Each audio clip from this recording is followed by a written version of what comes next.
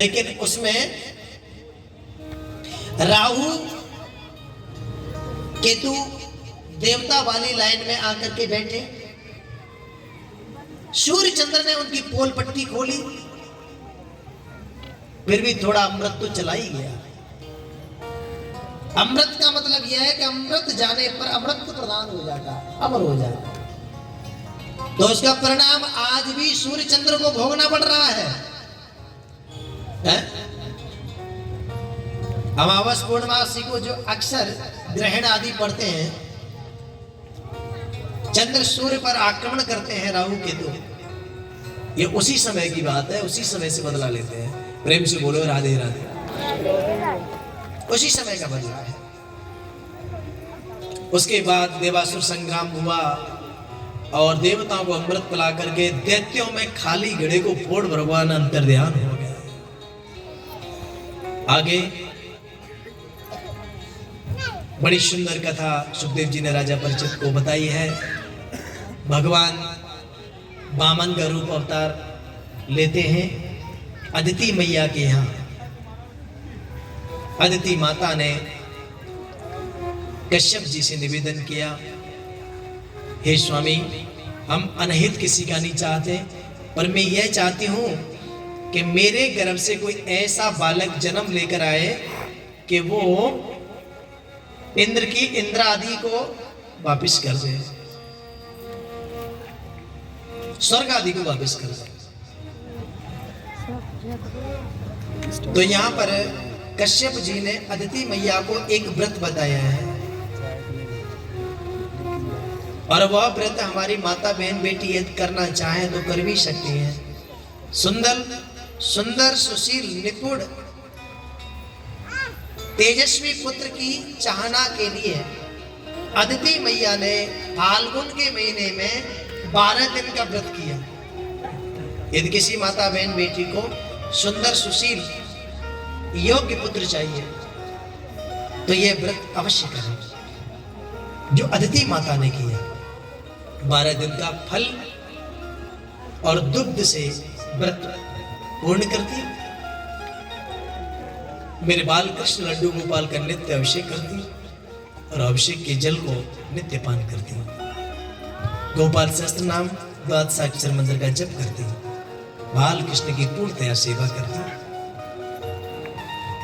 इस तरीके से 12 दिन का ये व्रत पूर्ण किया, घोर तप किया।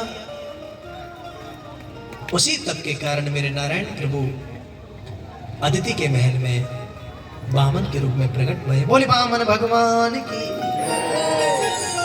अद्भुत कथा आती है, लेकिन समय के अभाव के कारण मुझे थोड़ा संक्षिप्त करना पड़ रहा है, क्योंकि वामन भगवान की भी जो जन्म कथा है बहुत प्यारी थी, पर मैं थोड़ा इन कथाओं को संक्षिप्त ही मुझे करना होगा क्योंकि समय थोड़ा कम है।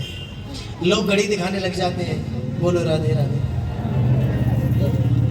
घड़ी दिखाने लग जाते हैं ना, तो मुझे समय का थोड़ा ध्यान रखना पड़ता है। मेरे भगवान ने वामन रूप धारण किया और वामन रूप में महाराज बलि के यहाँ जाकर के बलि से त्रिलोकी को जीत कर लाए और इंद्र को वापिस किया। भगवान ने कैसा कार्य किया?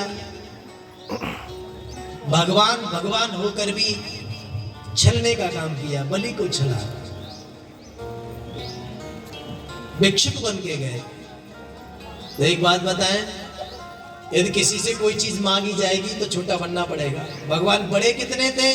बोले वामन नाम का यथा नामस तथा गुण वामन अंगुल के थे भगवान। जब किसी से कोई चीज मांगी जाती है तो छोटा बनना पड़ता है। भगवान भी छोटा बन के गए और बहुत बड़ी वस्तु छीन के ले आए और देवताओं को समर्पित कर दिया। उसके बाद फिर वामन कहते हैं कि धन्य तू बलि राजा कि तूने इतनी बड़ी वस्तु हमको दे दी, सब कुछ दे दिया, तो अब तू मांग ले।